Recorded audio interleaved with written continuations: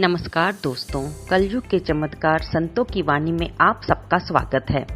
दोस्तों, इससे पहले वाली कल की वीडियो में हमने ये शेयर किया था कि हमें टोटल 5 खर्चों से जो आजकल बहुत महत्वपूर्ण गिने जाते हैं उनसे कैसे बचना है और कैसे अपनी सेविंग को बढ़ाना है।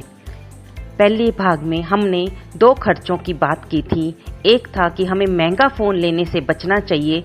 अगर हमें सिर्फ उसकी ज़रूरत अपने दोस्तों पर दिखावा करने के लिए और सिर्फ बातें करने के लिए चाहिए तो हमें महंगा फ़ोन नहीं लेना चाहिए, और जिस फ़ोन से हमारा काम चल जाए हमें उससे ही लेकर अपनी बचत को बढ़ाना चाहिए। दूसरा खर्चा था हमारा कि हम बड़े मॉल्स में जाकर, शॉपिंग सेंटर में जाकर वो चीज़ें भी ले लेते हैं जिनकी हमें ज़रूरत नहीं होती। हम जब भी शॉपिंग करने जाएं, हम अपने साथ एक लिस्ट बना के जाएं और अपने मन को मजबूत करके जाएं कि हमें यही सामान लेना है और सामान नहीं लेना। इससे भी हमारा सेविंग, हमारी बचत बढ़ेगी। दोस्तों, अब हम आज बात करेंगे, इस वीडियो में भाग 2 में बात करेंगे बाकी के 3 खर्चों की। दोस्तों, तीसरा खर्चा है ऐप इंस्टॉलेशन और सब्सक्रिप्शन का। आजकल फ़ोन पर ही हमें कई तरह के नए और चैनल उपलब्ध हो रहे हैं, जैसे नेटफ्लिक्स, अमेज़न, जो कि मंथली रिचार्ज होते हैं और हमें एंटरटेनमेंट के अलग अलग तरह के सीरीज़, फिल्म, मूवीज़, बड़ी छोटी सब दिखाने के लिए हमें आसानी से उपलब्ध हो जाते हैं। बहुत सारे प्लेटफॉर्म अवेलेबल हैं। दोस्तों, हम इन सब को रिचार्ज कर लेते हैं, लेकिन जब हम प्रैक्टिकल लाइफ में बहुत बिजी हो जाते हैं तो कई बार ये सभी चैनल मंथली रिचार्ज हुए ही रह जाते हैं और हमारे पैसे वेस्ट जाते हैं। हर चीज़ का, हर चैनल का अपना अलग रिचार्ज है, हर एप्लीकेशन में का अलग ही मतलब है, अलग ही उपयोग है। दोस्तों, अगर हम 15 से 35 साल की उम्र के बीच में हैं तो हमें ये खर्चे बचाने चाहिए। हमें वो साधन यूज़ करने चाहिए जिससे हम एंटरटेन भी कर सके और जो फ्री ऑफ कॉस्ट हों, यानी कि जिनका कोई भी हमें मंथली रिचार्ज ना देना पड़े। और कुछ एप्लीकेशन तो ऐसी होती हैं जो कहती हैं कि अपना क्रेडिट कार्ड या डेबिट कार्ड हमें जमा करवाओ और हम आपको 1 महीना फ्री सुविधा देंगे। हम ऐसा ही करते हैं और सोचते हैं कि 1 महीना पूरा होने से पहले हम अपना क्रेडिट कार्ड, डेबिट कार्ड वहाँ से हटा लेंगे, लेकिन हम भूल जाते हैं। ज़्यादातर अक्सर ऐसा ही होता है और जब 1 महीना पूरा हो जाता है हमारे पैसे कट जाते हैं और फिर हम सोचते हैं कि पैसे तो कट ही गए, चलो 1 महीना और इस ऐप को हम यूज़ कर लेते हैं, और धीरे धीरे हमें पता ही नहीं चलता, हम उसके आदी हो जाते हैं। बैठे बैठे ही हम कहते हैं कि चलो इस पर ये सीरीज़ देख लो, इस पर ये मूवी देख लो। दोस्तों, हमें ये चीज़ से बचना चाहिए, और जो ऐप हमें नहीं चाहिए, जिसको हम सिर्फ वैसे ही रिचार्ज करके छोड़ देते हैं और उसको उपयोग में नहीं लाते, कृपया मेरी आपसे यही सलाह है, उसको रिचार्ज, उसके पैसे मत दीजिए, और इससे आपकी बचत होगी और आपकी सेविंग बढ़ेगी।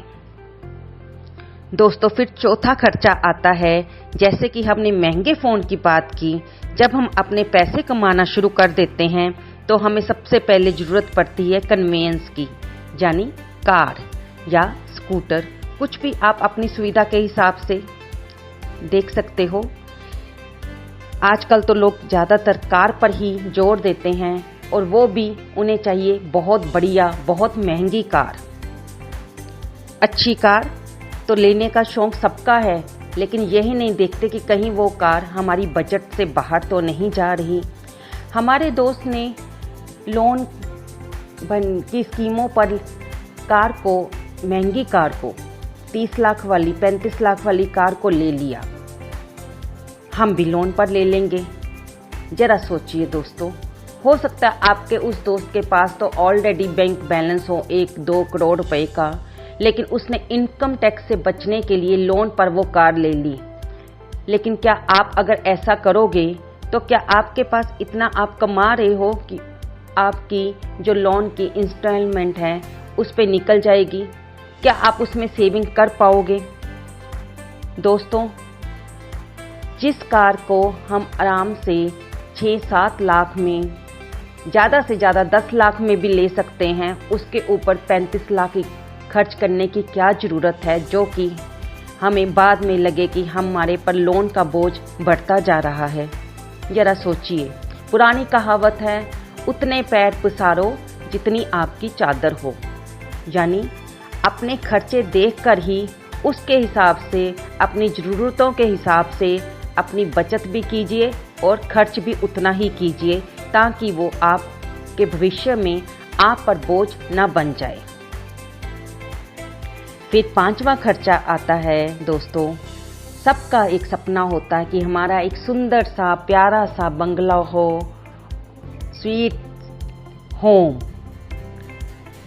हम देखते हैं कि हम लोन पर घर ले लेंगे और हर महीने या मंथली उसकी इंस्टॉलमेंट देते रहेंगे, लेकिन दोस्तों इसमें भी हमें समझदारी से काम लेना है, सारे हिसाब का खर्चा लगाकर कि हम कितना कमा रहे हैं, इसकी कितनी लोन जाएगी, इसका देने के बाद क्या हमारे पास पैसे सेव होंगे।